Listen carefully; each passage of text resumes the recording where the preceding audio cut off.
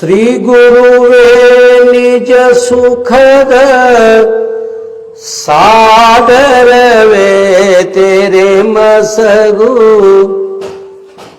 ತಾಗಳು ಬೆಳಗು ತಿಹ ನಿನ್ನ ಕಡೆಗಣ್ಗಳಿಗೆ ಸಂತಸವ ಅಖಿಲರ್ಗೆ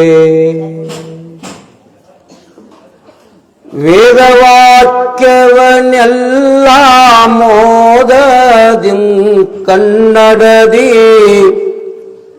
ಬೋಧಿಸುತ್ತ ಜನರ ಭೇದ ಮತಿ ಕೆಡಿಸಿರುವ ಸಾಧು ನಿಜ ಗುಣಿಗೆ ಮನಿಯುವೇನು ಬದ್ಧ ಜೀವರಿಗೆಲ್ಲ ಅದ್ವೈತ ಬೋಧದಿ ಶುದ್ಧರನ್ನಾಗಿ ಗೈದ ಶ್ರೀ ಜಡಿಸಿದ್ದ ಸಿದ್ಧಾರೂಢರಿಗೆ ನತನಪೆ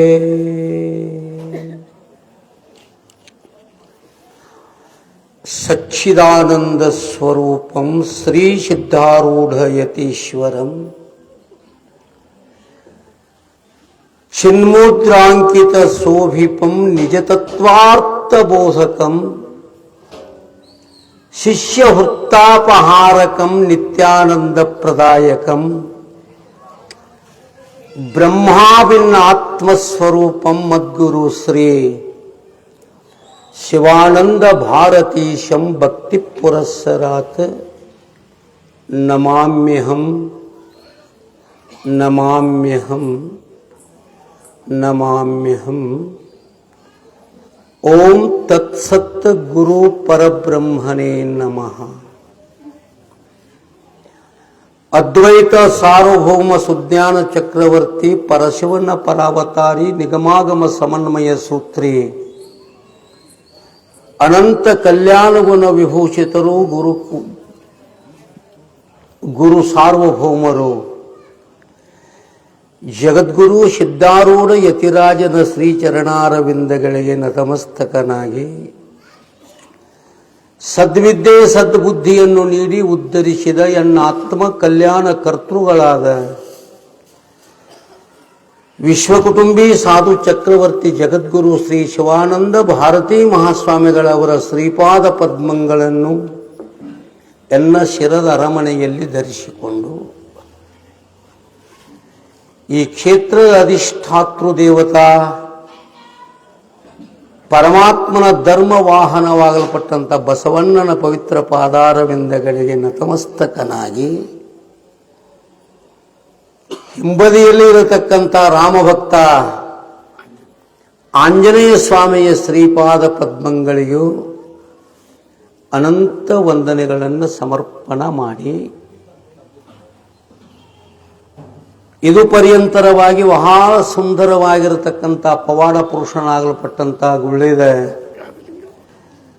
ಗಾದಿಲಿಂಗ ತಾತನ ಪುರಾಣವನ್ನು ತಾವೆಲ್ಲ ಕೇಳ್ತಾ ಬಂದಿದ್ದೀರಿ. ಆ ಪವಾಡ ಪುರುಷನ ಪಾದಾರವಿಂದಗಳಿಗೂ ಕೂಡ ನಮಸ್ಕಾರೋಪ ಮಂಗಲವನ್ನು ಸಮರ್ಪಣ ಮಾಡಿ ಬಹಳ ಸುಂದರವಾಗಿ ತಮ್ಮ ಪುರಾಣ ಪ್ರವಚನವನ್ನು ನಡೆಸಿಕೊಂಡು ಬಂದಿರತಕ್ಕಂಥ ದೊಡ್ಡ ಬಸಯ್ಯ ಶಾಸ್ತ್ರಿಗಳು ನವರಸಭರಿತವಾಗಿ ತಮ್ಮ ಕಲೆಯನ್ನು ಪ್ರದರ್ಶನ ಮಾಡುವುದರೊಂದಿಗೆ ಕಥಾರೂಪವಾಗಿ ತತ್ವವನ್ನು ತಿಳಿಸ್ತಾ ಬಂದಿದ್ದಾರೆ. ಅವರಿಗೂ ಶರಣಾರ್ಥಿಗಳನ್ನು ಸಮರ್ಪ ಮಾಡಿ ಗಂಧರ್ವ ವಂಶ ಸಂಭೂತರಾಗಲ್ಪಟ್ಟಂಥ ಸಂಗೀತ ಕಲಾವಿದರಿಗೂ ತಬಲಾ ವಾದಕರಿಗೂ ಶರಣಾರ್ಥಿಗಳನ್ನು ಸಮರ್ಪಣ ಮಾಡಿ ಅವರು ಇವರೆನ್ನದೇ ಈ ನಾಡಿನಲ್ಲಿ ಆಗಿ ಹೋಗಿರುವ ಎಲ್ಲ ನಿಜವನ್ನರಿದವರಂಗ್ರಿಗಳಿಗೆ ನತಮಸ್ತಕನಾಗಿ ಚತುರ್ಭಾಷಾ ಪಂಡಿತ ಕವಿ ಪುಟ್ಟರಾಜ ಗವಾಯಿಗಳನ್ನು ಈ ಸಂದರ್ಭದಲ್ಲಿ ಸ್ಮರಿಸಿಕೊಂಡು ಅವರನ್ನು ಧ್ಯಾನಿಸಿಕೊಂಡು ಬಹಳ ಸುಂದರವಾಗಿ ಕಾರ್ಯಕ್ರಮದ ಸಂಯೋಜನೆಯನ್ನು ಮಾಡಿರತಕ್ಕಂಥ ಈ ಗೋಟೂರು ಗ್ರಾಮದ ಎಲ್ಲ ಗುರು ಹಿರಿಯರಿಗೂ ಕಾರ್ಯಕರ್ತರಿಗೂ ಎಲ್ಲ ತಾಯಂದಿರಿಗೂ ಕೂಡ ಶರಣಾರ್ಥಿಗಳನ್ನು ಸಮರ್ಪಣೆ ಮಾಡಿ ನಮ್ಮ ದೊಡ್ಡ ಬಸಪ್ಪನವರು ನಾವು ಪ್ರತಿ ತಿಂಗಳಿಗೊಮ್ಮೆ ಜಗದ್ಗುರು ಶಿವಾನಂದ ಭಾರತಿ ಅಪ್ಪಾಜಿಯವರ ಹೆಮ್ಮಾಲಿ ಬೆಂಗಳೂರು ನಗರದಲ್ಲಿ ಒಂದು ಮಠ ಅದ ನಮ್ಮದು. ಅಲ್ಲಿ ಪ್ರತಿ ತಿಂಗಳಿಗೊಂದು ಸತ್ಸಂಗಕ್ಕೆ ನಾವು ಹೋಗ್ತೀವಿ. ಅವರು ಬರ್ತಾರಲ್ಲಿ ಬಸಪ್ಪನವರು, ಅವರಿಗೆ ನಮಗೆ ಪರಿಚಯ ಆಯ್ತು. ಅಲ್ಲಿ ಮಠದಲ್ಲಿ ಅಜ್ಜಾರ ಒಂದು ಸಲ ನಮ್ಮೂರಿಗೆ ಬರಬೇಕ್ರಿ ನೀವು ಅನ್ಕೊಂತ ಬಂದಿದ್ರು. ಅದೇನೋ ಪರಮಾತ್ಮನ ಕೃಪೆ, ಯೋಗ ಅಂತಾರಲ್ಲ, ಅದು ಕೂಡಿ ಬಂದದ. ಭಾಳ ಸಂತೋಷ ಆಯ್ತು ನನಗೆ. ಈ ಊರನ್ನು, ಈ ಭಕ್ತರನ್ನು ಎಷ್ಟು ತಾಯಂದಿರು ಶಾಂತವಾಗಿ ಕುಳಿತು ಕೇಳ್ತಾರೋ ಸಂತೋಷ. ಮತ್ತೊಮ್ಮೆ ತಮಗೆಲ್ಲರಿಗೂ ಶರಣಾರ್ಥಿಗಳನ್ನು ಹೇಳಿ, ನನ್ನ ಯಥಾಮತಿಗೆ ತಿಳಿದಿರುವ ಹೊಳೆದಿರುವ ಸದ್ಗುರುನಾಥನ ಕೃಪಾಶೀರ್ವಾದದ ಬಲದಿಂದ ಒಂದು 4 ಮಾತುಗಳನ್ನು ಮಾತನಾಡುವ ಪ್ರಯತ್ನ ಮಾಡ್ತಾ ಇದ್ದೇನೆ. ಪುಣ್ಯಾತ್ಮರೇ, ಈ ಲೋಕದಲ್ಲಿ ಅಟ್ಟುಂಬುವ ಬಗೆ 2 ಉಂಟು. ಈ ಜಗತ್ತಿನೊಳಗೆ ಅಡಿಗೆ ಮಾಡಿ ಊಟ ಮಾಡೋ ರೀತಿ 2 ಅದಾವಂತ. ಲೋಕದಲ್ಲಿ ಅಟ್ಟುಂಬುವ ಬಗೆ 2 ಉಂಟು. ಒಂದು ತಲೆಯಲ್ಲಿ, ಇನ್ನೊಂದು ಒಲೆಯಲ್ಲಿ. ತಲೆಯಲ್ಲಿ ಅಟ್ಟುಂಬುವವರಿಗೆ ಹೊಗೆಯಿಲ್ಲ, ಹಗೆಯಿಲ್ಲ, ಧಗೆಯಿಲ್ಲ. ಒಲೆಯಲ್ಲಿ ಅಟ್ಟುಂಬುವವರಿಗೆ ಹಗೆಯುಂಟು, ಹೊಗೆಯುಂಟು, ಧಗೆಯುಂಟು ಕೂಡಲ ಸಂಗಮ ದೇವ. ವಿಶ್ವಗುರು ಅನ್ನಬಸವಣ್ಣವರು ಬಹಳ ಸುಂದರವಾಗಿ ಇದೊಂದು ವಚನವನ್ನು ಬರ್ಕೊಂಡು ಬಂದರು. ನಾವು ನೀವು ಏನು ಜನ್ಮ ತಾಳಿ ಬಂದೀವಲ್ಲ, ಭಗವಂತನ ಕೃಪೆಯಿಂದ ಈ ಮನುಷ್ಯ ಜನ್ಮ ಪಡ್ಕೊಂಡು ಬಂದೀವಲ್ಲ, ಹೊಟ್ಟೆ ತುಂಬಬೇಕಾದ್ರೆ ಅನ್ನ ಬೇಕು, ನೆಟ್ಟೆ ತುಂಬಬೇಕಾದ್ರೆ ಜ್ಞಾನ ಬೇಕು. ಹೊಟ್ಟೆ ತುಂಬಬೇಕಾಗಿತ್ತು ಅಂತಂದ್ರೆ ಅದರ ಹಿಂದೆ ಪದಾರ್ಥ ಸಂಗ್ರಹ ಮಾಡಬೇಕು, ಒಲಿ ಹೂಡಬೇಕು, ಕಟ್ಟಿಗೆ ಉರಿ ಹಚ್ಚಬೇಕು, ಬಾಂಡೆ ಇಡಬೇಕು, ಉಪ್ಪ ಸಕ್ಕರೆ ಹಾಕಬೇಕು, ಅಡಿಗೆ ಮಾಡಿ ಊಟ ಮಾಡಬೇಕು. 8 ತಾಸಿನ ಪೂರ್ತಿಗೆ ಜಠರಾಗ್ನಿ ಶಾಂತ ಆಗ್ತದೆ. ಮತ್ತೊಂದು ತಾಸಿಗೆ ಮತ್ತೆ ಹಸಿವು ತೃಷೆಗಳ ಬಾಧೆ ಮತ್ತೆ ಬೇಕು, ಮತ್ತೆ ಬೇಕು, ಮತ್ತೆ ಬೇಕು. ಆದ್ರೆ ಎಷ್ಟು ನೀ ಹೊಟ್ಟಿಗೆ ಅನ್ನ ಹಾಕಿದರೂ ಕೂಡ ನಿಜವಾಗಲ್ಪಟ್ಟಂಥ ಶಾಂತಿ ಸಮಾಧಾನ ದೊರೀತೈತಿ ಏನು ಅಂದರೆ, ನಿಜವಾದ ಶಾಂತಿ ಸಮಾಧಾನ ನೀ ಎಂಥ ಅಡಿಗೆಯಾರ ಊಟ ಮಾಡು, ಯಾವ ಪದಾರ್ಥ ಊಟ ಮಾಡಿದರೂ ಜಠರಾಗ್ನಿ 4-6 ತಾಸು ಶಾಂತ ಆಕೈತೆ ಅಷ್ಟೇ ಹೊರತಾಗಿ ನಿಜವಾದ ಶಾಶ್ವತವಾದ ಶಾಂತಿ ಸಿಗೋದಿಲ್ಲ. ನಿತ್ಯ ತೃಪ್ತಿ, ಅಲೆದಾಟ ಹೊಡೆದಾಟಗಳಿಲ್ಲದೆ, ವಿಕಾರ ವಿಭ್ರಮಗಳಿಲ್ಲದೆ, ಚಿಂತಿ ಭೀತಿಗಳಿಲ್ಲದೆ ಶಾಂತಿ ಸಮಾಧಾನ ನೆಮ್ಮದಿ ತೃಪ್ತಿ ನಮಗೆ ಸಿಗಬೇಕಾಗಿತ್ತು ಅಂದ್ರೆ ನೆತ್ತಿ ತುಂಬಬೇಕು. ಆ ನೆತ್ತಿ ತುಂಬುವುದು ಯಾವುದರಿಂದ ಅಂತ ಕೇಳಿದರೆ, ಶಿವಕಥೆಗಳ ಕೇಳಿ ಕೇಳಿ ಸಂತೋಷಿಸಿ, ಶಿವಕೀರ್ತನೆಗಳ ಮಾಡಿ ಮಾಡಿ ದಳುವಿಲ್ಲದೆ ಶಿವನ ನೆನೆದು ಶಿವಪೂಜೆ ಮಾಡುತ್ತಾ ಶಿವಪೂಜೆಯ ಊಜೆಯಲ್ಲಿ ವಿಸ್ತರಿಸಿ, ಶಿವಶರಣೆಂದು ಶಿವನ ಒಡವೆಗಳ ಶಿವನವರಿಗರ್ಪಿಸಿ ಶಿವನೇ ತಾನಾದ ಕಪಿಲ ಸಿದ್ಧ ಮಲ್ಲಿಕಾರ್ಜುನ. ಸೊನ್ನಳಿಗೆ ಸಿದ್ದರಾಮ ಶಿವಯೋಗಿಗಳು ನೆತ್ತಿ ತುಂಬುವುದು ಅದರಿಂದ ಅಂದ್ರೆ ಈಗೇನು ಮಾಡಕತ್ತಿದ್ರಲ್ಲ, 11 ದಿನಗಳ ಪರ್ಯಂತರವಾಗಿ ಈ ಪುರಾಣ ಕೀರ್ತನ ಅದರೊಳಗೆ ತತ್ವವನ್ನು ಏನು ಕೇಳ್ತೀವಲ್ಲ, ತಟ್ಟೆ ಒಳಗೆ ನೀಡಿಕೊಂಡು ಕೈಯಿಂದ ಊಟ ಮಾಡ್ತೀವಿ, ಬಾಯೊಳಗೆ ಹಾಕತ್ತೀವಿ, ಹೊಟ್ಟೆ ತುಂಬ್ತದ. ಆದರೆ ನೆತ್ತಿ ತುಂಬಬೇಕಾಗಿತ್ತು ಅಂತಂದ್ರೆ ಅದು ಈ ಬಾಯಿಂದ ಊಟ ಮಾಡೋದಿಲ್ಲ, ಕಿವಿಯಿಂದ ಊಟ ಮಾಡಬೇಕಾಗುತ್ತದೆ. ಕಿವಿಯಿಂದ ಊಟ ಮಾಡಿದ ಊಟ ಡೈರೆಕ್ಟ್ ಎಲ್ಲಿ ಹೋಗುತ್ತದೆ ಅಂದ್ರೆ ನೆತ್ತಿ ಹೋಗುತ್ತದೆ. ಆ ನೆತ್ತಿ ಒಮ್ಮೆ ತುಂಬಿತು, ಶರಣರ ಸತ್ಪುರುಷರ ಹಿತೋಪದೇಶವನ್ನು ಕೇಳಿ ಒಮ್ಮೆ ನೆತ್ತಿ ತುಂಬಿತು ಅಂತಂದ್ರೆ ಅವನ ಜೀವನದೊಳಗೆ ಏನಾಗ್ತಾನೋ ಅಂತಂದ್ರೆ ಒಬ್ಬ ಮಹಾತ್ಮನ ಆಗ್ತಾನೋ, ಒಬ್ಬ ಶರಣನ ಆಗ್ತಾನೋ, ನಿತ್ಯ ತೃಪ್ತಿಯಾದ ಜೀವನವನ್ನು ನಡೆಸ್ತಾನೋ. ದೊರಕಲೇನು ಅದರೊಳಗೆ ಪರಿಣತಿ ತಿಳಿಯುವುದೇ ಚಂದಮಮ. ನಿಜಗೊಂಡು ಬರ್ಕೊಂಬಂದರು ಎಷ್ಟು ಸಿಗುತ್ತೈತಿ ಅಷ್ಟರೊಳಗೆ ಏನು ಮಾಡ್ತಾನೋ ತೃಪ್ತಿಯಾದ ಜೀವನವನ್ನು ಸಾಗಿಸ್ತಾನೆ. ಅದಕ್ಕೆ ನೆತ್ತಿ ತುಂಬಿಕೊಳ್ಳೋದ್ರಿಂದ ಮನುಷ್ಯ ಜನ್ಮದ ಮುಖ್ಯ ಕರ್ತವ್ಯ ಅದ. ಹೆಣ್ಮಕ್ಳು ಹೊಸವಾಗಿ ಗಂಡನ ಮನೆಗೆ ಕಳಿಸುವಾಗ ಏನೋ ಏನೋ ಏನೋ ಏನೋ ಕಿವಿ ಮಾತುಗಳನ್ನು ಹೇಳಿ ಕಳಿಸ್ತಾರೆ.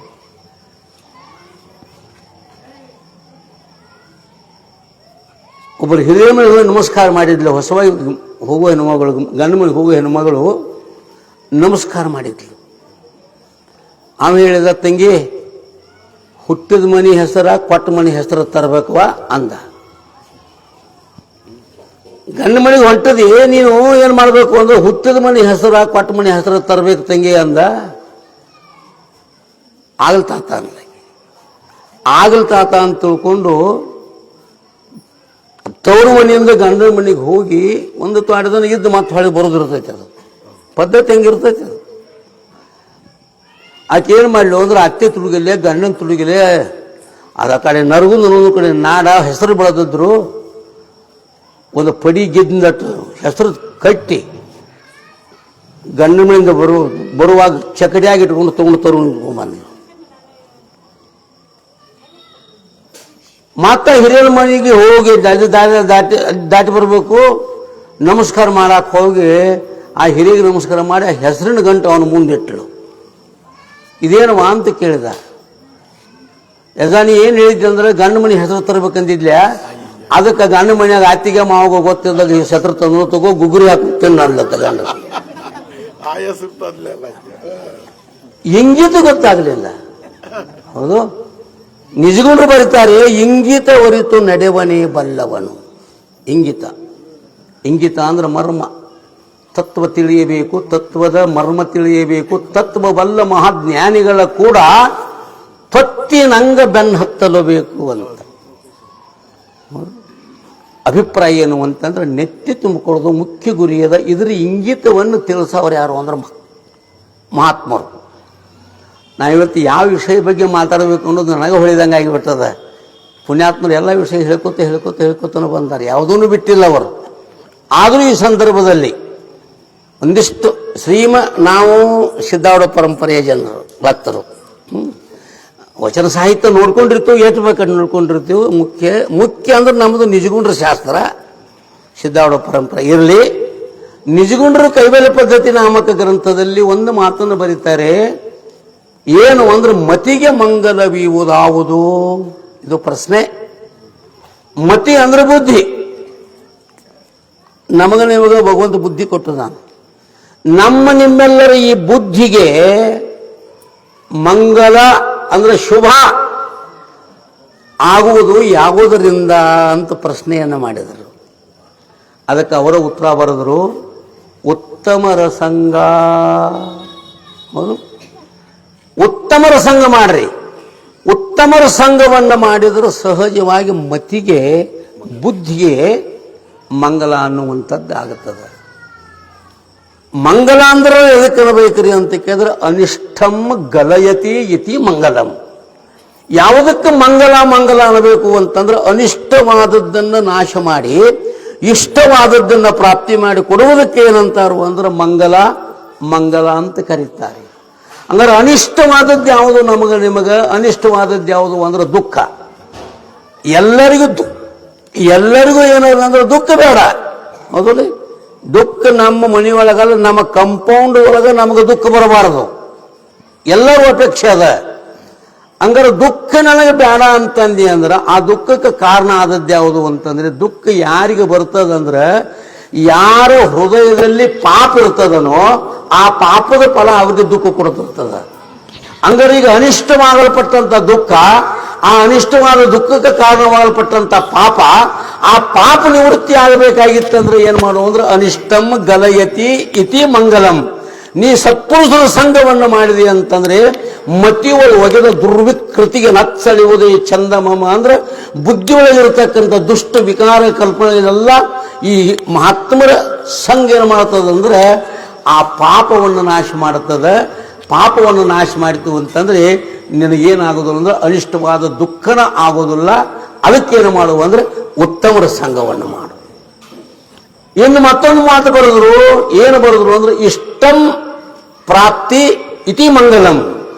ಇಷ್ಟವಾದದ್ದನ್ನು ಪ್ರಾಪ್ತಿ ಮಾಡಿ ಕೊಡುವುದಕ್ಕೇನಂತಾರು ಅಂದ್ರೆ ಮಂಗಲ ಮಂಗಲ ಅಂತ ಕರೀತಾರೆ. ಅಂದ್ರೆ ಇಷ್ಟವಾದದ್ದು ಯಾವುದು ಅಂದ್ರೆ ಸುಖ. ನಮಗಾತು ನಿಮಗಾತು ಸಣ್ಣವ್ರಿಗಾತು ದೊಡ್ಡವ್ರಿಗಾತು ಯಾರನ್ನ ಕೇಳ್ತಾರೆ ಕೇಳ್ರಿ ಸುಖ. ಹೌದು, ಮದುವೆ ಯಾಕೆ ಮಾಡ್ಕೋತಿ? ಸುಖಕ್ಕಾಗಿ. ಗಂಡನ ಯಾಕೆ ಮಾಡ್ಕೋತಿ? ಸುಖಕ್ಕಾಗಿ. ನೌಕರಿ ಯಾಕೆ ಮಾಡ್ತಿ? ಸುಖಕ್ಕಾಗಿ. ಏನೋ ಹೇಳಿ ನೀವು ಯಾವುದೇ ಒಂದು ಮನುಷ್ಯ ಒಂದು ಕೆಲಸ ಮಾಡಾಕತ್ತಿ ಅನ್ನೋದು ಪ್ರಯೋಜನ ಮನೋಬುದ್ಧಿಶ್ಯ ಮಂದೋಪಿ ನ ಪ್ರವರ್ತತೆ. ಪ್ರಯೋಜನ ಇಲ್ಲದ ವಿನಃ ಯಾವ ವ್ಯಕ್ತಿಗೂ ಯಾವ ಕಾರ್ಯದಲ್ಲಿ ಏನಾಗೋದಿಲ್ಲ ಅಂದ್ರೆ ಪ್ರವೃತ್ತಿ ಆಗೋದಿಲ್ಲ. ಅವ ಪ್ರವೃತ್ತಿ ಆಗಿದಾನು ಅಂತಂದ್ರೆ ಒಂದು ಇರಿಬಿ ಇವತ್ತು ಪ್ರವೃತ್ತಿಯಾಗಿ ಒಂದು ಜಾಗದಿಂದ ಒಂದು ಜಾಗಕ್ಕೆ ಹೊಂಟತಿ ಅಂದ್ರೆ ಅನ್ನಕ್ಕೋಸ್ಕರವಾಗಿ ಹೊಂಟಿರ್ತೈತಿ. ಹೌದಿಲ್ಲ? ಒಟ್ಟಾರೆ ಏನು ಅಂತಂದ್ರೆ ಇಷ್ಟವಾದದ್ದು ಯಾವುದು ಅಂದ್ರೆ ಸುಖ, ಅನಿಷ್ಟವಾದದ್ದು ದುಃಖ. ಹೌದು, ಇಷ್ಟವಾದ ಸುಖ ನಿನಗೆ ಪ್ರಾಪ್ತಿ ಆಗಬೇಕಾಗಿತ್ತು ಅಂತಂದ್ರೆ ಅದು ಯಾರಿಂದ ಪ್ರಾಪ್ತಿ ಆಗ್ತದೆ ಅಂತಂದ್ರೆ ಮಹಾತ್ಮರಿಂದ ಏನು ಆಗ್ತದೆ ಪ್ರಾಪ್ತಿ ಆಗ್ತದೆ. ಸುಖದ ಸ್ಥಾನವನ್ನು ನಮಗೆ ತಿಳಿಸಿಕೊಡೋರು ಯಾರು ಅಂದ್ರೆ ಮಹಾತ್ಮರು. ಜಗತ್ತಿನೊಳಗೆ ಸುಖ ಎಲ್ಲೈತೆ ಅನ್ನೋದನ್ನು ತಿಳಿಸಿಕೊಡೋರು ಯಾರು ಅಂದ್ರೆ ಗುರುಗಳು, ಮಹಾತ್ಮರು, ಸತ್ಪುರುಷರು, ಸಜ್ಜನರು. ಗಾದಿಲಿಂಗೇಶ್ವರನಂತ ಮಹಾತ್ಮ ಏನು ಮಾಡ್ತಾರೋ ಅಂದ್ರೆ ಮೂಲ ಸುಖ ಅನ್ನುವಂಥದ್ದು ಎಲ್ಲದ ಅಂತ ತಿಳಿಸಿಕೊಡೋರ ಮಹಾತ್ಮರು. ರೈತ ತುಂಗಭದ್ರಾ ನದಿ ದಂಡಿ ಅಂತ ದಂಡಿ ಮೇಲೆ ಗಳೆ ಹೊಡಿದ್ದ. ಮಧ್ಯಾಹ್ನ ಬಿಸಿಲುವಾಗ ನೀರಡಿಕೆ ಆತು, ನೀರು ಕುಡಿಯಾಕಂತ ಬಂದ. ನೀರು ಕುಡಿಯಾಕ ಬಂದ, ಅಗದಿ ತಿಳಿಯಾದ ನೀರು ತಳದಾಗ ಏನಿತ್ತು ಅಂತ ಕಾಣ್ತಿತ್ತದು, ಅಂತ ನೀರಿತ್ತು. ಅದಕ್ಕಿಂತ ಮೊದಲು ಒಂದು ಪಕ್ಷಿ ರಾಣಿಯರ ಸ್ನಾನ ಮಾಡುವಂಥ ಸಂದರ್ಭದಲ್ಲಿ ಅವರು ಕೊರವಾಗಿರ್ತಕ್ಕಂಥ ಒಂದು ರತ್ನ ಖಚಿತವಾದ ಒಂದು ಕಂಠಿ ಹಾರವನ್ನು ತಗೊಂಡು, ಇದು ಯಾವುದೋ ಒಂದು ಹಣ್ಣು ಐತಿ ಅಂತ ತಗೊಂಡು ಆ ಹಾರ ತಗೊಂಡು ಬಂದು ಒಂದು ಗಿಡದ ತೊಂಗಿಗೆ ಸಿಗಿಸಿ ಅದನ್ನ ಹಿಂಗೆ ಕುಕ್ಕಿ ಕುಕ್ಕಿ ನೋಡ್ತು, ಇದ್ರಾಗ ಏನು ರಸ ಐತಿ ಅನ್ನೋದು. ಅದ್ರಾಗ ಏನು ಅದಕ್ಕೆ ಪಕ್ಷಿ ಬೇಕಾದ ರಸ ಇದ್ದಿದ್ದಿಲ್ಲ. ಅಲ್ಲೇ ಆ ಟೊಂಗಿ ಸಿಗಿಸಿ ಪಕ್ಷಿ ಹಾರಿ ಹೋಗ್ಬಿಡ್ತು. ಅದ ಗಿಡದ ಬೆಳೆಗೆ ಇವು ನೀರು ಕುಡಿಯಾಕ ಬಂದ. ಅದ ಮರದ ಕೆಳಗೆ ಇವು ನೀರು ಕುಡಿಯಾಕ ಬಂದ. ಬಗಸಿ ಒಳಗೆ ನೀರು ತಗೊಂಡ ಕಣ್ಣಿಗೆ ಸರಾಕ ಅಂತು. ಕೋಟ್ಯಾಂತರ ಬೆಲೆ ಬಾಳ್ತಕ್ಕಂಥ ರತ್ನದ ಹಾರಗಳದಾವು, ರತ್ನಗಳದಾವು. ಹಬ್ಬಬ್ಬ, ಇವತ್ತು ನಾನು ದರಿದ್ರನ ತೂರ ಆತು ಅಂತ ತಿಳ್ಕೊಂಡು ಕೈಯಾಗ ನೀರು ಏನು ಕುಡಿಯಾಕ ಬಂದಿದ್ಲ ಬಿಟ್ಟು ಅದನ್ನು. ಮನುಷ್ಯ ನಾ ಯಾಕೆ ಬಂದು ಅನ್ನೋದ ಮರಿತಾನ. ಮನುಷ್ಯ ಈಗ ನಾ ಮನುಷ್ಯರಾಗಿ ಹುಟ್ಟಿ ಬಂದೀವಲ್ಲ, ಯಾಕೆ ಬಂದೆವು ಅನ್ನೋದು ನಾವು ಮರೆತು. ಯಾಕೆ ಬಂದೆವು ಅದ್ರ ಪರಿಜ್ಞಾನ ನಮಗಿಲ್ಲ. ಇರಲಿ, ನೀರು ಕುಡಿದು ಮರೆತ ಮುಳುಗಿದ, ನೀರಿನಾಗ ಮುಳುಗಿದ. ಅದಕ್ಕೆ ಆ ಸರ ತಗೊಳಕಂತೇಳಿ ಆ ಸರ ತಗೊಳಕಂತ ಮುಳುಗಿದ. ಕೈ ಹಚ್ಚಿದ, ಅದು ಕೈ ಸರಾರ ಹತ್ತವಲ್ತು. ಮತ್ತೆ ಎದ್ದು ನಿಂತ ಕಣ್ಣು ತಕ್ಕೊಂಡು ನೋಡ್ತಾನು, ಮತ್ತೆ ಸರ ಕಾಣಕತ್ತೆ. ಕಣ್ಣಿಗಾರ ಕಾಣ್ತೈತಿ, ಕೈಗಾರ ಸಿಗುವತ್ತು. ಕಣ್ಣಿಗಾರ ಕಾಣ್ತೈತಿ, ಕೈಗಾರ ಸಿಗುವತ್ತು ಅಂತ ಮುಳುಗುದು ಹೇಳುದು, ಮುಳುಗುದು ಹೇಳುದು, ಮುಳುಗುದು ಹೇಳುದು. ಮಧ್ಯಾಹ್ನದಾಗ ಮುಳುಗುದು ಹೇಳುದು ಮಾಡಕೈತಿ. ನಾವು ಹೊತ್ತು ಮುಳುಗು ಸಮಯ ಆತು, ಮುಳುಗುದು ಹೇಳುದು ಬಿಡುವಲ್ಲ. ಒಬ್ಬ ಮಹಾತ್ಮ ಅಲ್ಲೇ ಕುಟೀರ ಹಾಕೊಂಡು ಆ ಸೂರ್ಯನಿಗೆ ಅರ್ಗೆ ಕೊಡಬೇಕು ಅಂತ ಒಬ್ಬ ಮಹಾತ್ಮ ಬಂದ. ತಮ್ಮ ಮಧ್ಯಾಹ್ನದಾಗ ಮುಳುಗು ಹೇಳು ಮಾಡಕತ್ತಿದ್ವಿ, ಏನು ಕಳ್ಕೊಂಡಿದ್ವಿ ಅಂತ ಕೇಳಿದ. ಅದ ನಾ ಏನು ಕಳ್ಕೊಂಡಿಲ್ರಿ, ನೀರು ಕುಡಿಯಾಕತ್ತ ಬನ್ನಿ, ಒಂದು ಕಂಠಿ ಸರ ರತ್ನ ಭರಿತವಾಗಲ್ಪಟ್ಟಂತ ಒಂದು ಸರ ಇಲ್ಲಿ ಬಿದ್ದೈತಿ, ಅದನ್ನ ತಗೋಬೇಕಂತ ಮುಳುಗುದು ಹೇಳುದು ಮಾಡಕತ್ತನ್ರಿ. ಕಣ್ಣಿಗಾರ ಕಾಣ್ತೈತಿ, ಕೈಗಾರ ಸಿಗುವತ್ರಿ ಅಂತ ಹೇಳಿದ. ತಮ್ಮ ಸರ ಇಲ್ಲಂತಲ್ಲ, ಸರ ಇಲ್ಲಂತಲ್ಲ, ಸರ ಐತಿ ಕರೆ ನೀ ಹುಡುಕೂ ಜಾಗದಾಗ ಸರ ಇಲ್ಲ. ನಮ್ಮದು ಪರಿಸ್ಥಿತಿ ಹಂಗಾಗಿಲ್ಲ. ಸುಖ ಇಲ್ಲ ಅಂತಲ್ಲ, ನಮ್ಮೊಳಗೆ ನಿಮ್ಮೊಳಗೆ ಎಲ್ಲರೊಳಗೆ ಏನದ ಅಂತಂದ್ರೆ ಸುಖ ಐತೆ ಕರೆ. ನಾವು ಎಲ್ಲಿ ಹುಡುಕಾಡಕತ್ತಿದ್ವಿ ಅಂದ್ರೆ ಕೆಲವರು ಹೆಣ್ಣಿನೊಳಗೆ, ಕೆಲವರು ಮಣ್ಣಿನೊಳಗೆ, ಕೆಲವರು ಮತ್ತೊಂದರೊಳಗೆ, ಅಧಿಕಾರದೊಳಗೆ, ಅಂತಸ್ತೊಳಗೆ, ಎಲ್ಲೆಲ್ಲೋ ಸುಖದ ಕಲ್ಪನೆ ಮಾಡ್ಕೊಂಡು ಹುಡಾಕ್ ಹತ್ತಿದೀವು. ಆ ಸುಖ ನಮಗೇನಾಗಿಲ್ಲ ಅಂದ್ರೆ ಅವಾಗ ಸರಾಸರಿ ಹಂಗೆ ಸಿಗಲಿಲ್ಲ, ಹಂಗೆ ನಮಗೂ ಹೇಗಿಲ್ಲ ಸುಖ ಸಿಕ್ಕಿಲ್ಲ. ಮುಳುಗುದು ಹೇಳುದು ಅವ್ ಹೆಂಗೆ ಬಿಟ್ಟಿದ್ದು ಹಂಗೆ ನಾವು ಇದ್ರಾಗ ಬಿಟ್ಟೇ ಇಲ್ಲ. ಮುಳುಗುದು ಹೇಳುದು. ಮಹಾತ್ಮ ಅಂದ, ತಮ್ಮ ಸರ ಇಲ್ಲಂತಲ್ಲ, ಸರ ಐತಿ. ಸರ ನೀ ಹುಡುಕು ಜಾಗದಾಗಿಲ್ಲಪ್ಪ, ಎಲ್ಲಿ ನಿಂತಿದ್ದಿ ಅಲ್ಲೇ ನಿಂದ್ರು. ಅದೋ ದೃಷ್ಟಿ ಒಳಗೆ ನೋಡಾಕತ್ತಿದ್ದಿ, ಅದೋ ದೃಷ್ಟಿ ಬಿಡು, ಊರ್ದು ದೃಷ್ಟಿ ಉಳ್ಳವನಾದಂದ್ರ ನೋಡಿ. ಎಷ್ಟು ಮಾತಿನ ಮರ್ಮ ಹೆಂಗೈತಿ ನೋಡಿ. ಅದೋ ದೃಷ್ಟಿ ಅಂದ್ರೆ ಅಜ್ಞಾನ ದೃಷ್ಟಿ, ಅವಿವೇಕ ದೃಷ್ಟಿ. ಅವಿವೇಕ ದೃಷ್ಟಿಯನ್ನ, ಅದೋ ದೃಷ್ಟಿಯನ್ನ ಬಿಡು, ವಿವೇಕ ದೃಷ್ಟಿ ಉಳ್ಳವನಾಗು, ವಿಚಾರ ದೃಷ್ಟಿ ಉಳ್ಳವನಾಗು. ಅಲ್ಲೇ ಮ್ಯಾಗ ನೋಡಪ್ಪ. ಮ್ಯಾಗ ನೋಡಿದೆ ಅಂದ್ರೆ ಸರ ಕಾಣ್ತೈತೆ ಅಂದ್ರು, ಮ್ಯಾಗ ನೋಡಿದ ಸರ ಇತ್ತು, ಗಿಡದಾಗ ತುಗಾಡಕತ್ತಿತ್ತು. ಆ ಸರದ ಪ್ರತಿಬಿಂಬ ಇಲ್ಲಿ ಈ ನೀರಾಗಿ ಬಿದ್ದಿತ್ತು. ಅದು ಬಿಂಬ ರೂಪವಾದ ಸರ, ಪ್ರತಿಬಿಂಬ ರೂಪವಾದ ಅದ್ರ ನೆಲ್ಲ ನೀರಾಗಿ ಕಾಣಕತ್ತಿತ್ತು. ಇನ್ನು ಆ ಸರ ತಗೋಬೇಕಾದ್ರೆ ತಮ್ಮ ಏನು ಮಾಡುವ ಅಂದ್ರೆ ಆ ಗಿಡ ಹಚ್ಚಿ ತಗೋಬೇಕಂದ್ರೆ. ಹೌದು, ಗಿಡ ಹಚ್ಚಿದಾಗ ಏನಾಕೈತಿ ಅಂದ್ರೆ ಸರ ಕಲಿಸಿದೈತಿ ಅಂತ ತಿಳ್ಕೊಂಡು ಅವಾಗೇನು ಮಾಡಿದ್ರು ಅಂತಂದ್ರೆ ಗಿಡ ಹಚ್ಚಿದ್ರು, ಸರ ತಗೊಳ್ಳಿ ಬಂದು ಮಹಾತ್ಮರ ಪಾದಕ್ಕೆ ಬಿದ್ದ. ಸಂತೋಷ ಆಯ್ತು. ಇದೊಂದು ದೃಷ್ಟಾಂತ. ಹಂಗೆ ನಮ್ಮ ನಿಮ್ಮ ಜೀವನದೊಳಗೆ ಸುಖ ಬೇಕು ಅಂತ ಏನೋ ಮಾಡಿ ಎಲ್ಲೆಲ್ಲಿ ಹುಡುಕ ಹಾಕ್ತಿದ್ವಿ ಕರೆ. ಆ ಸುಖ ನಮಗೇನು ಮಾಡಿಲ್ಲ ಅಂದ್ರೆ ಸುಖದ ಸ್ಥಾನ ಎಲ್ಲಿ ಅನ್ನೋದು ಗೊತ್ತಿರಲಾರ್ದ ಎಲ್ಲೆಲ್ಲೋ ಸುಖದ ಕಲ್ಪನೆಯನ್ನು ಮಾಡಿ ಏನು ಮಾಡಿದೀವಿ ಅಂತಂದ್ರೆ ಬೆನ್ನು ಹತ್ತಿದೀವಿ. ಮಾತ್ರ ಏನು ಮಾಡ್ತಾರಂತಂದ್ರೆ ಸುಖ ಹೊರಗಿಲ್ಲಪ್ಪ, ಅದೇನೈತೆ ಅಂದ್ರೆ ಸುಖ ಇರೋದು ನಿನ್ನೊಳಗನ ಅದ. ಎಲ್ಲವನಾರೈದು ನೋಡಲು ಎಲ್ಲಿ ನೆಲೆಸಿದ ನೇಹ ಎಲ್ಲಿ ನೆಲೆಸುವುದು ತನ್ನಲ್ಲಿ ಅಂತ ನಿಜಗೊಂಡು ಬಹಳ ಸುಂದರವಾಗಿ ಬರ್ಕೊಂಡು ಬಂದಿದ್ದಾರೆ.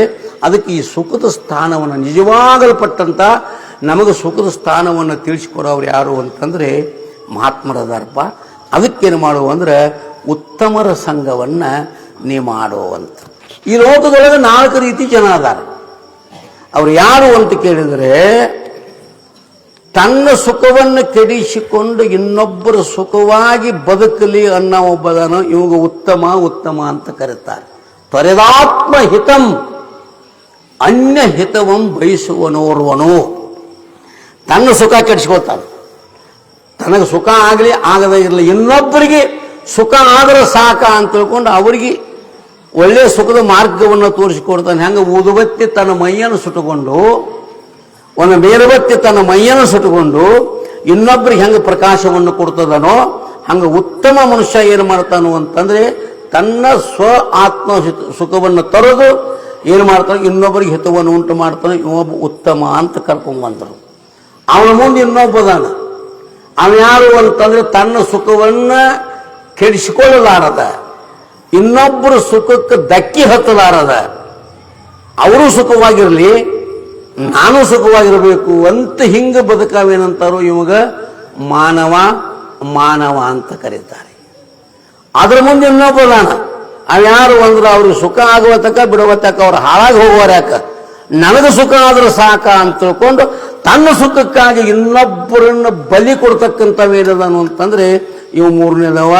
ಇವು ಏನಂತಾರು ಅಂದ್ರೆ ರಾಕ್ಷಸ ಅಂತ. ನಿಮ್ಮೆಲ್ಲರ ಬುದ್ಧಿಗೆ ಏನಾಕೈತಿ ಅಂದ್ರೆ ಮಂಗಲ ಅನ್ನುವಂಥದ್ದು ಆಗತ್ತದ. ನಿಜಗೂ ಶಿವಯೋಗಿಗಳು ಒಂದು ಅನುಭವ ಸಾರ ಅಂತ ಒಂದು ಗ್ರಂಥ ಬರೀತಾರೆ. ಆ ಗ್ರಂಥ ಒಂದು ಮಾತು ಬರೆದರು, ಜಗವೆಂದರು ತಾನೇ ಜಗದೀಶನೆಂದರು ತಾನೇ, ಈ ಜಗದ ಆತ್ಮರೆಲ್ಲರನ್ನು ತಾನೆಂದು ಬಗೆಯುವಾತನೇ ಉತ್ತಮನು ನೋಡ. ಜಗತ್ತಂದ್ರೆ ಏನು, ಜಗತ್ತಿನ ಜೀವನ ಆತ್ಮ ಸ್ವರೂಪಗಳದಾರು ಅಂತ ಹಿಂಗೆ ತಿಳ್ಕೊಂಡು ಅವರಿಗೆ ಸದಾ ದಯವುಳ್ಳವನಾಗಿ ಕರುಣವುಳ್ಳವನಾಗಿ ಅವರಿಗೆ ಮಾರ್ಗದರ್ಶನ ಮಾಡತಕ್ಕಂಥ ಪುಣ್ಯಾತ್ಮನಿಗೆ ಏನಂತಾರು ಅಂದ್ರೆ ಉತ್ತಮ ಅಂತ ಕರೀತಾರು. ಇಂಥ ಉತ್ತಮರ ಸಂಘದಿಂದ ಏನು ಪ್ರಾಪ್ತಿ ಆಗ್ತದ ಅಂತ ಕೇಳಿದ್ರೆ ಒಂದು 4 ಮಾತು ಅದಾವ, ಹೇಳಿ ಮುಗಿಸ್ತೇನು. ಬಹುಶಃ ನಿಮ್ಮ ಸಮಯ ಆದಂಗೆ ಅನಿಸ್ತದ, ಆದರೂ ಒಂದು ಸಮಯ ಆದರೂ ಹಿಂಗೆ ಕೈ ಮಾಡಿಬಿಟ್ರೆ ಸಾಕು. ಏನು ಉತ್ತಮರ ಸಂಘದಿಂದ ಏನೇನಾಗ್ತದ ಅಂತಂದ್ರೆ ಪ್ರಾಚೀನ ಅಘ ವಿಘಟಯತಿ ಪುಣ್ಯಂ ಪ್ರಥಯತಿ ನವನವ ಕಲಾಂ ಪಲ್ಲವಯತಿ ಹರತ್ತಜ್ಞಾನಂ ದಿಶತಿ ಪರಮಾನಂದ ಪದವಿಂ ಸತಾಂ ಸಂಗಃ ಕಲ್ಪದ್ರುಮ ಇವ ಕಿಮ್ನ ವಿತನುತೆ. ಒಬ್ಬ ಸುಭಾಷಿತಕಾರ, ಒಬ್ಬ ನಮ್ಮ ದೇಶದ ಋಷಿ. ಉತ್ತಮರ ಸಂಘವನ್ನು ಮಾಡುವುದರಿಂದ ಏನಾಗ್ತದಂದ್ರೆ ಪ್ರಾಚೀನ ಅಘ, ಅಘ ಅಂದ್ರೆ ಪಾಪ, ಪ್ರಾಚೀನ ಅಘ ಅಂತಂದ್ರೆ ಈ ಈ ಈ ಜಗತ್ತು ಹುಟ್ಟಿದಾಗಿಂದ ನಾವು ನೀವು ಹುಟ್ಟಿಕೊಂತ ಸಾಕೋತನ ಬಂದಿವಿ ಎಲ್ಲರೂ. ಅದು ಎಷ್ಟು ಜನವಾಗಿದಾವು ಗೊತ್ತಿಲ್ಲ. ಹುಟ್ಟಂಗಿ ಹಿಡ್ಕೊಂಡು ತೊಟ್ಟಂಗಿ ಮಠ ಎಷ್ಟಂಗಿ ಆಗಿದಾವ ಅಂದ್ರೆ ಹೇಳಕ ಬರೋದಿಲ್ಲ. ಹೌದು, ಈ ತೊಟ್ಟಂಗಿ ಇಟ್ಲ ಇದೆ. ಈ ಹುಟ್ಟಂಗಿ ಹಿಡ್ಕೊಂಡು ಮೊದಲಿಗೆ ನಾವು ಏನೊಂದು ಹುಟ್ಟಂಗಿ ತೋರಿಸ್ತಾರಲ್ಲ, ಆ ಹುಟ್ಟಂಗಿ ಹಿಡ್ಕೊಂಡು ಈ ತೊಟ್ಟಂಗಿ ಮಠ ಎಷ್ಟಂಗಿ ತೊಟ್ಟದೀವಿ ಅಂತ ಕೇಳಿದ್ರೆ ಹೆಂಗೆ ಹೇಳಾಕ ಬರೋದಿಲ್ಲೋ, ಹಂಗೆ ನಮಗೆ ನಿಮಗೆ ಜನ್ಮಗಳು ಎಷ್ಟಾಗಿದಾವು ಅಂತಂದ್ರೆ ಹೇಳಾಕ ಬರೋದಿಲ್ಲ. ಅನೇಕ ಜನ್ಮಗಳು ನಾವು ನಿಮಗೆ ಆಗಿದಾವ. ಅಂತ ಜನ್ಮದಲ್ಲಿ ಮಾಡಿದ ಪ್ರಾಚೀನ ಅಘ ಅಂದ್ರೆ ಪಾಪ. ಆ ಹಳಿ ಪಾಪ ಎಲ್ಲ ಏನಾಗ್ತದ ಅಂತಂದ್ರೆ ಅದು ನಾಶ ಆಗ್ತದ. ಅದು ಹೆಂಗೆ ನಾಶ ಆಗ್ತದ ಅಂತಂದ್ರೆ ಈಗ ನಾವು ಇಲ್ಲಿ ಕುಂತೀವಿ, ಮಹಾತ್ಮರು ಸಹಜವಾಗಿ ನಮ್ಮ ನಾಮಸ್ಮರಣೆ ಮಾಡ್ತಾರೆ. ಹೌದು, ಪರಮಾತ್ಮ ನಾಮಸ್ಮರಣೆ ಮಾಡಪ್ಪ, ಗುರುನಾಮಸ್ಮರಣೆಯನ್ನು ಮಾಡ್ರಿ, ಶಿವನಾಮಸ್ಮರಣೆಯನ್ನು ಮಾಡ್ರಿ ಅಂತ ನಮ್ಮ ಬಾಯಿಂದ ಏನು ಮಾಡ್ತಾರೋ ಅಂತಂದ್ರೆ ಆ ಪರಶಿವನ ಅಂತರಾಳದಿಂದ ಹೊರಹೊಮ್ಮಿ ಬಂದಿರತಕ್ಕಂಥ ಪರಮ ಪಂಚಾಕ್ಷರಿ ಮಹಾಮಂತ್ರವನ್ನ ನಮ ಶಿವಾಯ ಅನ್ನತಕ್ಕಂಥ ಪಂಚಾಕ್ಷರಿ ಮಂತ್ರ ಆಗಲಿ, ಓಂ ನಮ ಶಿವಾಯ ಅನ್ನತಕ್ಕಂಥ ಇಷ್ಟಾಕ್ಷರಿ ಮಂತ್ರವನ್ನಾಗಲಿ ನಮ್ಮ ಬಾಯಿಂದ ಅನಿಸಿರು ಅಂತಂದ್ರೆ ಆ ಮಂತ್ರ ಏನು ಮಾಡುತ್ತದೆ ಅಂತಂದ್ರೆ ಆ ಎಲ್ಲ ಪಾಪವನ್ನು ನಾಶ ಮಾಡುವಂಥದ್ದಾಗ್ತದೆ. ಅರಿಯದೇ ಒಂದು ವೇಳೆ ಓಂ ನಮ ಶಿವಾಯ ಎಂದೊಡೆ ಹಿಂದೇನು ಜನ್ಮದಲ್ಲಿ ಮಾಡಿದ ಕರ್ಮದ ಕಟ್ಟು ಹರಿದು ಹೋಗುವುದು ನೋಡ. ಅರಿದೊಂದು ವೇಳೆ ಓಂ ನಮ ಶಿವಾಯ ಎಂದೊಡೆ ದುರಿತ ಸಂಕುಲವೆಲ್ಲ ದೂರಾಗುವುದು ನೋಡ. ಇದು ಕಾರಣ ಓಂ ನಮ ಶಿವಾಯ, ಓಂ ನಮ ಶಿವಾಯ, ಓಂ ನಮ ಶಿವಾಯ ಅನ್ನುವ ಈ ಮಹಾಮಂತ್ರವನ್ನು ಜಪಿಸಿ ನಾನಾ ಭವದ ಬಳ್ಳಿಯ ಬೇರು ಕಿತ್ತೊಗೆದನಯ್ಯ ಖಂಡೇಶ್ವರ ಅಂತ ತಿಳ್ಕೊಂಡು ನೀ ಅರ್ತಾರ ಅನ್ನೋ ಮರತಾರ ಅನ್ನು. ಒಟ್ಟು ಓಂ ನಮ ಶಿವಾಯ ಅಂದಿ ಅಂತಂದ್ರೆ ನೀ ಬೆಂಕಿ ತಿಳಿದಾರ ಹಿಡಿ, ತಿಳಿದಾರ್ದಾರ ಹಿಡಿ, ಸುಡುದಾದ್ರ ಧರ್ಮ. ಹೌದು, ತುಪ್ಪನಿ ತಿಳಿದಾರ ಉಣ್ಣು, ತಿಳಿದಾರ ಉಣ್ಣು. ತುಪ್ಪ ತಿಳಿದಾರ ಉಂಡು ಅದು ನಿನಗೆ ಬುದ್ಧಿ ಶಕ್ತಿಯನ್ನ, ದೇಹದ ಶಕ್ತಿಯನ್ನ, ಆಯುಷ್ಯವನ್ನು ವೃದ್ಧಿ ಮಾಡೋದು ಅದರ ಸ್ವಭಾವದ. ಹಂಗ ಮಂತ್ರ ಈ ನಮ ಶಿವಾಯ ಇರತಕ್ಕಂಥ ಈ ಮಂತ್ರವನ್ನು ನೀ ಅರುತಾರ ಅನ್ನು ಮರತಾರ ಅನ್ನು ನಿನ್ನ ಸಮಸ್ತ ಏನು ಮಾಡ್ತದಂದ್ರೆ ಅರಿದೊಂದು ವೇಳೆ, ಅರಿಯದೇ ಒಂದು ವೇಳೆ ಓಂ ನಮ ಶಿವಾಯ ಅಂತಂದ್ರೆ ಹಿಂದಿನ ಜನ್ಮದಲ್ಲಿ, ಈ ಜನ್ಮವನ್ನು ಮೊದಲು ಮಾಡಿಕೊಂಡು ಹಿಂದಿನ 7 ಜನ್ಮದಲ್ಲಿ ಮಾಡಿರ್ತಕ್ಕಂಥ ಪಾಪವನ್ನ ನಾಶ ಮಾಡುವಂತ ಶಕ್ತಿ ಆ ಮಂತ್ರದಲ್ಲಿ ಐತಪ್ಪ. ಅದಕ್ಕೆ ಓಂ ನಮ ಹಿಂಗ ಅನ್ನಂತೇಳಿ ನಿನ್ನ ಪಾಪವನ್ನು ನಾಶ ಮಾಡ್ತಾರೋ. ಪ್ರಾಚೀನ ಅಘ ವಿಘಟಯತಿ.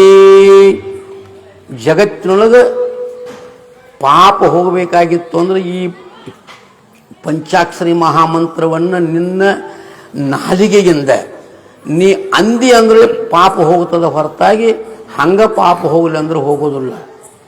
ಅದರ ಕಾಶಿಗೆ ರಾಮೇಶ್ವರಕ್ಕೆ ಹೋಗಿ ಮತ್ತೆಲ್ಲ ಹಿಂಗೆಲ್ಲ ಮಾಡ್ತಾರಲ್ರಿ ಪಾಪ ಹೋಗತ್ತೆ ಅಂತೇಳಿ ಸೋಮಾಲಿ ಹೋಗಿ ಮಹಾತ್ಮರ ದರ್ಶನ ಆಕೈತಪ್ಪ, ಆ ದರ್ಶನದಿಂದ ನೀವು ಒಳ್ಳೇದಾಕೈತೆ ಅಂತ ಹೇಳು ಗುರಿ ಐತಿ. ಆದ್ರೆ ಸರ್ವಜ್ಞ ಮಹಾಕವಿ ಬರೀತಾನೆ, ಮೀಪರೆ ಪೋಪರೆ ಪಾಪವೇನದು ಕೆಸರೆ, ಮೀಪರೆ ಮೈಮಲ ಪೋಪದು ಪಾಪ ಲೇಪಮಾಗಿಕ್ಕು ಸರ್ವಜ್ಞ ಅಂತ ಸರ್ವಜ್ಞ ಮಾಯ ಕರೀತಾನು. ಯಾವುದೇ ತೀರ್ಥದಲ್ಲಿ ಹೋಗಿ ಮುಳುಗಿದ್ರೆ ನಿನ್ನ ಮೈಗೆ ಹತ್ತಿದ ಕೆಸರು ಹಾದಿತು ಹೊರತಾಗಿ ಮನಸ್ಸಿನೊಳಗೆ ಅಂಟಿಕೊಂಡಿರತಕ್ಕಂಥ ಪಾಪ ಅನ್ನುವಂಥ ಕೆಸರು ಹೋಗಬೇಕಾಗಿತ್ತು. ಅಂದ್ರೆ ನೀ ಸ್ವತಃ ಏನು ಮಾಡಬೇಕು ಅಂತಂದ್ರೆ ಓಂ ನಮ ಶಿವಾಯ ಅನ್ನತಕ್ಕಂಥ ಈ ಮಹಾಮಂತ್ರವನ್ನ ನೀ ಅಂದಿ ಅಂತಂದ್ರೆ ಅದನ್ನ ತಿಳಿದ ಅಂದ್ರೆ 7 ಜನ್ಮದ ಪಾಪ ಹೋಗತ್ತೆ. ತಿಳಿದ ಅಂದಿ ಅಂತಂದ್ರೆ ಒಟ್ಟಾರೆ ದುರಿತ ಸಂಕುಲವೆಲ್ಲ ದೂರ ಆಗುವುದು ನೋಡ. ಎಷ್ಟು ಪಾಪ ಅತಿ ಅಷ್ಟು ಪಾಪ ಎಲ್ಲ ನಾಶ ಆಗಿ ಹೋಗುತ್ತದ. ನೀವು ಕತಿ ಕೇಳಿದಿರಿ, ವಾಲ್ಮೀಕಿ ರತ್ನಾಕರ ಆಳ ಪಾಪ ಮಾಡಿದ್ದ. ನಾರದರು ಬಂದು ರಾಮವಂತ ಉಪದೇಶ ಮಾಡಿದರು. ಹೌದು, ರಾಮ ರಾಮ ರಾಮ ರಾಮ ಅನ್ಕೊಂತ ಕುಂತ ಹುಟ್ಟು ಬೆಳೀತು. ಕೊನೆಗೊಬ್ಬ ವಾಲ್ಮೀಕಿ ಋಷಿಯಾಗಿ ಹೊರಗೆ ಬಂದ, ಸಮಸ್ತ ಪಾಪವನ್ನು ಕಳ್ಕೊಂಡ, ಒಬ್ಬ ಪುಣ್ಯಾತ್ಮನಾಗಿ ರಾಮ ಹುಟ್ಟುವಿಕ್ಕಿಂತ ಮೊದಲು 60,000 ವರ್ಷ ರಾಮಾಯಣವನ್ನು ಬರೆದು ನಮ್ಮ ಜಗತ್ತಿಗೆ ಕೊಟ್ಟವಾದ ಆದಿ ಕವಿ ಅನಿಸಿಕೊಂಡ ಒಬ್ಬ ಪಾಪಿನ ಇಲ್ಲಿ ಪ್ರಾಚೀನ ಅಘಾ ವಿಘಟಯತಿ, ಹಳಿ ಪಾಪ ಹೋಗ್ತದ. ಎರಡನೇದ್ದು, ಎಷ್ಟು ದಾನ ಧರ್ಮ ಮಾಡಿದ್ರು ಆಗದೇ ಇರತಕ್ಕಂಥ ಪುಣ್ಯ ಈ ನಾಮಸ್ಮರಣೆಯಿಂದ ಪುಣ್ಯ ಪ್ರಾಪ್ತಿಯಾಗ್ತದೆ, ಎರಡನೇ ಫಲ. ಮೂರನೇ ಫಲ, ಹೊಸ ಹೊಸ ವಿಚಾರಗಳು ಏನಕ್ಕವಂದ್ರೆ ಈ ಸತ್ಸಂಗದೊಳಗೆ ಬಂದು ಕುಂತೀವಂತಂದ್ರೆ ನಮ್ಮ ಹೃದಯದೊಳಗೆ ಹೊಸ ಹೊಸ ವಿಚಾರಗಳು ಆವಿಷ್ಕಾರ ಆಕ್ಕಾವು. ನವನವ ಕಲಾಂ ಪಲ್ಲವ ಯತಿ. ಹೆಂಗ ಒಂದು ಬಳ್ಳಿಗೆ ನೀರು ಗೊಬ್ಬರ ಹಾಕೋದ್ರಿಂದ ಬಳ್ಳಿ ಹಂಗ ಹಬ್ಬಿಕೊಂತ ಹೂ ಬಿಟ್ಕೊತ ಹೋಗತ್ಲೆ, ಹಂಗ ನೀವು ಸತ್ಸಂಗ ಮಾಡ್ಕೊಂತ ಬಂದಿ ಅಂತಂದ್ರೆ ನನ್ನ ಮನಸ್ಸಿನೊಳಗೆ ಹೊಸ ಹೊಸ ವಿಚಾರಗಳು ಹುಟ್ಟುತ್ತಾವಪ್ಪ. ಇದು ಮೂರನೇ ಫಲ. ನಾಲ್ಕನೇ ಫಲ ಏನು ಅಂತಂದ್ರೆ ಅದನ್ನು ಬರೀತಾರ ಅವರು, ಅಜ್ಞಾನ ಹರತಿ. ನಮ್ಮೊಳಗಿರ್ತಕ್ಕಂಥ ಒಂದು ಅವಿವೇಕ ಅನ್ನುವಂಥದ್ದದ ಅದು ನಾಶ ಆಗ್ತದ. ಸತಾಂ ಸಂಘ ಅಂದ್ರೆ ಸಂತ ಮಹಾತ್ಮರ ಸಂಘ ಇದು ಕಲ್ಪದ್ರುಮ ಇದ್ದಂಗ, ಕಲ್ಪವೃಕ್ಷ ಇದ್ದಂಗ. ಕಲ್ಪವೃಕ್ಷ ತೆಳಕ್ ಕುಂತ ನೀ ಏನು ಕಲ್ಪನಾ ಮಾಡ್ತಾ ಇದ್ನೆಲ್ಲ ಹೆಂಗ ಕೊಡ್ತದನೋ ಹಂಗ ಸತ್ಪುರುಷರ ಸಂಘಪ್ಪ. ಅದಕ್ಕೆ ಕಿಮ್ನತೆ ಅನ್ನುತ್ತೆ, ಏನು ಆಗಾಕಿಲ್ಲ ಅಂತಿಪ್ಪ, ಎಲ್ಲ ಆಗ್ತದ.